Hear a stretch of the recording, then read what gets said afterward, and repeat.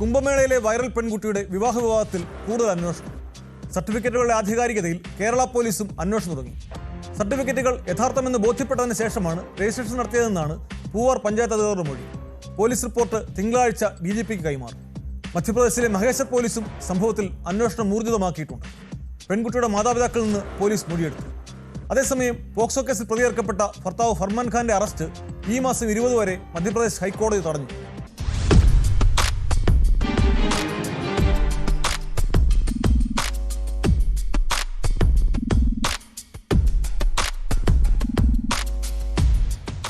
കുംഭമേളയിലെ viral പെൺകുട്ടിയുടെ വിവാഹത്തിൽ അന്വേഷിച്ച് റിപ്പോർട്ട് നൽകാൻ DGP നിർദ്ദേശം നൽകിയിരുന്നു.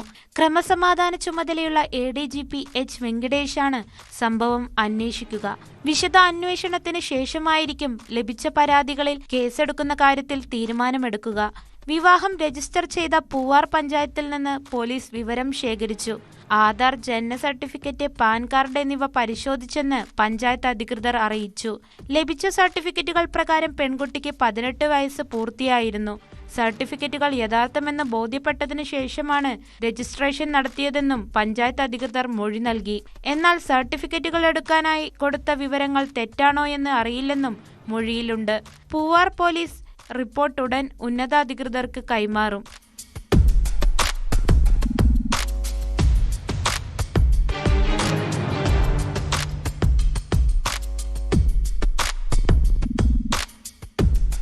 പെൺകുട്ടിയും മഹാരാഷ്ട്ര സ്വദേശി ഫർമാൻ ഖാനും മാർച്ച് 11-നാണ് പൂവാറിനടുത്ത് അരുമാനൂർ നൈനാർ ക്ഷേത്രത്തിൽ വിവാഹിതരായത്. വിവാഹ ചടങ്ങിൽ മന്ത്രി V. ശിവൻകുട്ടി, CPM സംസ്ഥാന സെക്രട്ടറി MV ഗോവിന്ദൻ, ജില്ലാ സെക്രട്ടറി V. ജോയ്, AA റഹീം MP എന്നിവരും പങ്കെടുത്തിരുന്നു. ദേശീയ പട്ടികവർഗ കമ്മീഷൻ നടത്തിയ അന്വേഷണത്തിലാണ് പെൺകുട്ടിക്ക് പ്രായപൂർത്തിയായില്ലെന്ന് കണ്ടെത്തിയത്. തുടർന്ന് മധ്യപ്രദേശിലെ മഹേശ്വർ പോലീസ് ഫർമാൻ ഖാനെതിരെ പോക്സോ കേസ് രജിസ്റ്റർ ചെയ്തിരുന്നു. സംഭവത്തിൽ പോലീസ് പെൺകുട്ടിയുടെ മാതാപിതാക്കളുടെ മൊഴിയെടുത്തു. കൂടുതൽ പേരെ പ്രതിയാക്കുന്നതിൽ നിയമോപദേശം തേടിയിരിക്കുകയാണ് മഹേശ്വർ പോലീസ്. ഈ മാസം 22-ന് പൂർണ്ണമായ റിപ്പോർട്ട് പട്ടികവർഗ കമ്മീഷന് സമർപ്പിക്കും. കേരളത്തിലെയും മധ്യപ്രദേശിലെയും DGPമാർ 22-ന് ഡൽഹിയിൽ ഹാജരാകണമെന്ന് കമ്മീഷൻ നിർദ്ദേശിച്ചിട്ടുണ്ട്.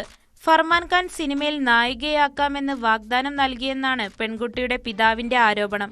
കേരളത്തിലേക്ക് ടിക്കറ്റ് എടുത്ത് കൊണ്ടുവന്നതും ഫർമാൻ ഖാനാണെന്നും വിവാഹം നടന്നുവെന്ന് മാധ്യമങ്ങളിലൂടെയാണ് അറിഞ്ഞതെന്നും പെൺകുട്ടിയുടെ മാതാപിതാക്കൾ പറയുന്നു.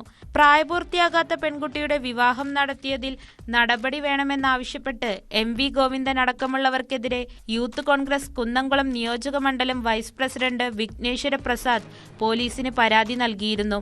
വിശദമായ പരിശോധനയ്ക്ക് ശേഷം മാത്രമായിരിക്കും ഇതിൽ കേസെടുക്കുന്ന കാര്യത്തിൽ തീരുമാനമെടുക്കുക.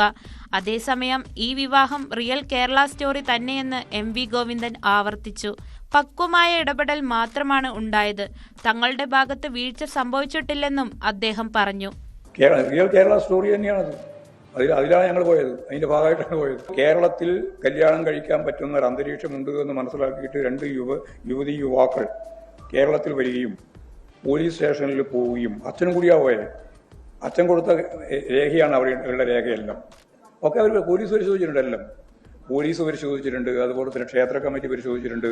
അതിനുശേഷം തദ്ദേശ സ്വയംഭരണ സ്ഥാപനങ്ങളെ അവരുടെ രജിസ്ട്രേഷന് വേണ്ടി അവർ പരിശോധിച്ചിട്ടുണ്ട്. എല്ലാവരും പരിശോധിച്ചതാണ്. അതിൽ ഞങ്ങൾക്ക് എന്താ തർക്കമില്ല.